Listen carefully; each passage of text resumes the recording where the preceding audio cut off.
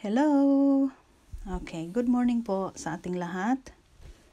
Ito na naman tayo, updates po tayo, latest updates po mula sa ating mga source, NBI, tsaka alam na this.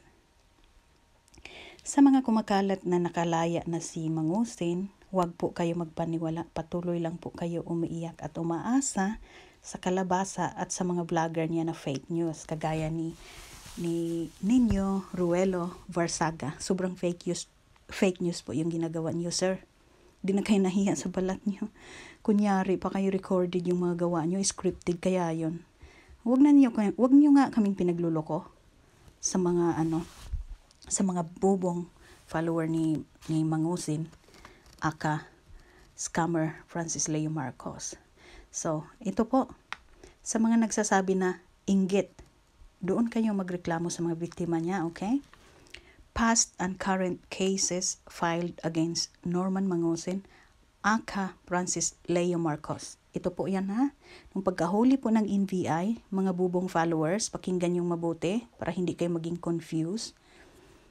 Nung mahuli si Mangusin, may pinatutunayan lang po na si Francis Leo Marcos at si Mangusin ay iisa through fingerprinting, which is found out, ang resulta po ay positive na 100% na si Francis Leo Marcos, the scammer, the swindler, at saka si Norman Mangusin ay iisa, 100% positive ang result ng fingerprinting.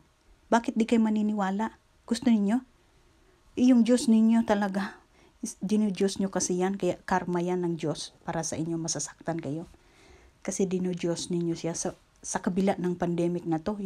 Ito pa dinu-Diyos nyo, dapat kay Jesucristo lang kayo mananampalataya at sumamba, hindi dito. Huwag kayong ang bubo dyan. Now, ito pa, basahin ko, ha, doon sa ayaw makinig. Pakinggan nyo yung boses kung nakakairita para sa inyo dahil ayaw nyong maniwala sa katotohanan. Violations of optometry law. Ito yung pamimigay niyan mga peking, mga tig-50 pesos na eyeglasses, ha? Reading glasses na nabibili sa rekto. Maduduling kayo nito, lalong masisira ang mga mata ninyo, mga kapatid. Bakit di kayo magising sa katotohanan na puro kasinungalingan yung Diyos nyo? Qualified human trafficking which is filed, warrant of arrest filed noong 2006 pa. No bail po yan. Kahit lahat na itong nakafile na iba, bailable siya. Pero ito no bail. Kahit ano pang ngawa nyo dyan, wag na kayong umasa. Mabibitay sana yan. Kasi ang dami niyang ginawang kalokohan talaga. Okay, basahin natin ito isa-isa at i-address natin. Violations against women and children. That means, meron siyang kasong ganyan na nakafile. Ibig sabihin, may nire-rape siya or may sinasaktan siya. No? Hindi natin alam kung ano yan, pero bailed out na yata siya dyan. Migrant Workers and Overseas Filipino Act, illegal recruitment. Ito yung mga kababaihan na ni-recruit niya papuntang Europe. Tapos pagdating doon, prostitution lang pala ang kinasadlakan ng mga kababaihan na ni-recruit niya. At saka, malaki ang hiningi niya. Malaki ang bayad ng placement fee. Kasi, Europe malaki talaga ang mga bayaran dyan. You see, may illegal business siya, recruitment business siya, scamming business. Next, using fictitious name and concealing true name of Yulin Marcos. Ito yung tunay na kapamilya ni Marcos, ito yung kumwestiyon sa kanya doon sa NBI. Nag-drop name siya doon sa isang symposium, no? Puro kasinungalingan, yung nagbigay ng 10 million, ganyan-ganyan. Puro kasinungalingan yun. Walang-wala talaga yan. Zero balance yan. Puro bouncing check nga ang ano niya eh. Okay, ito pa. Using fictitious name. Okay, nuisance candidate ng 2013. Ngayon, tatakbo siya kaya nagno-noisy siya sa social media. Yung parang kabuti ba, biglang sumingaw, no? Tatakbo yan sa 2022 kung hindi nahuhuli. Yung mga followers lang din niya ang nagpapahuli sa kanya eh. Sinasamba nagalit ang Diyos, kaya yan. Ngayon, ito pa, violations of Philippine Passport Act sa DFA. Yung marami siyang pinalsified na documents about sa birth certificate niya na binayaran niya doon sa sa abogado sa Cotabato. Kasi doon niya naglilibot dati eh. Kasi nung nagkakaso na siya nung 2006 na human trafficking, yan, no bail, pinalitan niya yung pangalan niya, gumawa siya ng paraan. Ganyan siya, nagpakadalubhasa siya sa pang-i-scam, panloloko. Yan yung sinasabi ni, kahit na common sense talaga, di ba? Sinasabi ni Perez, yung isang radio announcer. Tapos yan po yun, ang niya. Tapos violations of passport sa DFA, falsifications of public documents, siya yun, violations of anti-aliases law, ang dami niyang, may binanggit pa siya eh, nakalimutan ko lang yung pangalan na binanggit niya. Sedation Act, kasi sa totoo lang, sa bibig niya talaga siya nahuhuli.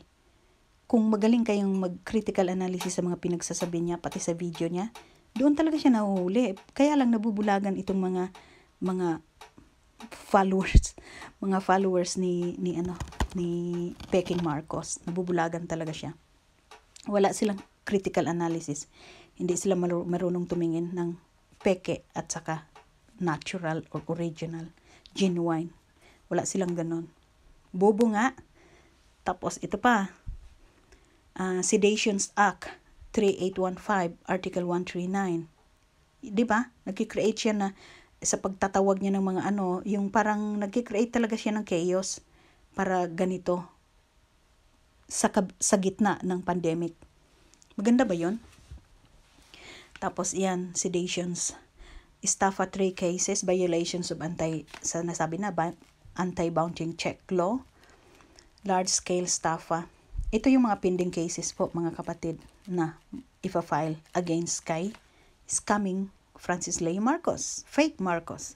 Unauthorized use of disclosures of foundations and corporate assets sa Security and Exchange Commission. Violations of Securities Regulations Code. Unpaid 400K to Fishermen's CBCP, yung Pastoral Council ng Catholic natin.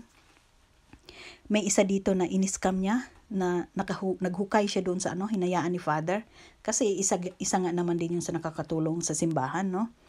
Naghukay siya doon, tapos nakahukay kunyari, tapos iniwan yung fake gold bars, tapos humingi ng 1 million kay Father. Sa paniwala naman ni Father, okay lang, kasi syempre magkakapera din ang simbahan. Yung pala peke lahat. Yan siya, si Mangusin. Na pinalitan, Mangusin pa siya noon, no? Tapos ngayon pinalitan ng Francis Leo Marcos. Nakikita sa mukha niya na siya talaga yung taong yan. Tapos nagwawala siya, 'di ba? Sa Facebook nagwawala siya sa about sa pari na yun, about sa simbahan. Naggumawa siya ng duplicated fake na sinisiraan niya ang simbahan. Kaya sobrang karma talaga ang nangyari sa kanya. Magna Carta for Homeowners Associations sa Green Meadows, yung hindi niya pinreserve, yung wala nga siyang code of conduct dito, yung confidentiality and privacy ng mga tao sa lugar sa Green Meadows. Yan, kung ano-anong pinagsasabi niya, yung mga peking bigas na nakaparada doon, yung fix na binabayaran niya 3.5 per day doon sa mga nakakargang bigas, fix po yun. Although mayroon siyang binigyan naman yung kakikilala, saka yung pamimiki niya na 250 sacks for Mayor Isko sa Maynila, which is not true. Umabot pa ng mga buwan. Doon pa lang naghatid, pero 10 sacks, pero nauna na siyang pinasalamatan. Diyan nauulol yung mga bubo niyang mga followers no? Hindi sila marunong mag-analyze talaga. So moving forward, unlawful use of name or likeness of offices like Imelda Marcos. Ito yung nagpi-picture-picture, nagbi-video-video siya doon. After nung pumorma na siya bilang Marcos, no? Bilang Marcos, ginawa pa niyang sinungaling yung nanay niya dito, kawawa naman. Tapos yun, nagpuporma-porma na siya pa video-video. Wala yung video na kasama si Bongbong or si Irene Marcos kasi mabibisto siya. Nabubulan niya si Imelda, bigla siyang lumapit magpa-picture-picture doon, kunyari, para talagang nakaplano yung panggagansyo na naman niya hanggang sa mga oras na ito, hanggang sa mahuli siya. No? Sa bibig nga siya, ang isda talaga ay sa bibig na huhuli. Di ho ba? Okay. Cyber Livel, Arnold Clavio, Deo Macalma, Manuel Mejorada, and many more like Coach Jarrett. Yan, ni-name drop din niya yan. Lahat ng mga kilala niyang, yung may kilala ba sa ating bansa na vlogger din. At saka yan, nagmumura siya doon. Isa pa, sa lahat ng clickbait para makarami siya ng subscriber sa YouTube. Clickbait niya, lahat ng mga famous, ine-edit talaga. Yung team niya, magaling sa expert sa IT, no, computer. Makikita clickbait talaga yung mga ipoprops niya, yung mga picture ng mga matataas at kilalang tao sa bansa. Pag i-click mo, siya yung nandun na nagmumura, lalo na doon sa kumukontra o sumasalungat sa kanya. Naku po, ako'y inis na inis talaga. Nagwawala siya sa yung mga niya. At saka yung isang, alam ko, na napasok din yung video niya na nandun sa niya, kilalang vlogger, na tunay naman talaga siyang DDS at saka magaling. Saludo ako dyan. Saludo ako sa iyo, bye. Sa totoo lang. Okay? Ito pa, syndicated staffa, land grabbing, yung nakapinding na case. Napanood ko yan, yung 20 families na niland grab niya, 23 years na nandun. Ganyan siya kagahaman. Kagahaman talaga. Kawawa po yung mga napanood ko po yung video ng niland grab niya ng mga tao. Okay, moving forward. Violations of Anti-Money Laundering Act. Marami yung kalokohan. Yan, naglilibot yan sa Cotabato. Maniningil ng ng registration fee, membership fee sa kanyang foundation. Using the collateral of Marcos Yamashita Gold. Yun yung sinasabi. Nasaan na yun ngayon? Tapos yun, yung illegal gambling, wetting, drug lord pa yata siguro ito. I'm not sure ba isa na rin yan kasi nasa kanya na lahat di ba? As far as I know, casino gambler siya. Meron akong napanood. Hindi ko na kayang isa-isahin to, sobrang dami kasi. At saka involved siya sa killing ni Lucky Don, yung lawyer na Lucky Don. My God, ano ba yan, Lord? Ikaw na pong bahala sa mga bobong followers niya na dinudiyos. Marami na nga sakuna sa atin. Hindi pa rin natatauhan yung mga tao sa atin. Yung napabilang ang mga tao sa atin na scam ng kapa. Walang pinagkaiba itong ginagawa ni Mangusin Francis, scammer Leo Marcos. Walang pinagkaiba sa kapa ito, mga kapatid. Dinudiyos niyo siya. Yan, nagalit ang Diyos. Nagkaroon na tayo ng maraming calamity, mga awakening calamity sa atin. Hindi pa rin tayo natauhan. Imbis sa Diyos lang tayo manalig. Ito, dinudiyos ng mga bobong follower. Okay? Bobong follower. Magalit na kayo sa akin. Alam ko, mga kaibigan ko maraming galit sa akin. Pasensyahan na po tayo. Kasi mamamatay rin lang tayo. Magpakatotoo na tayo. Okay?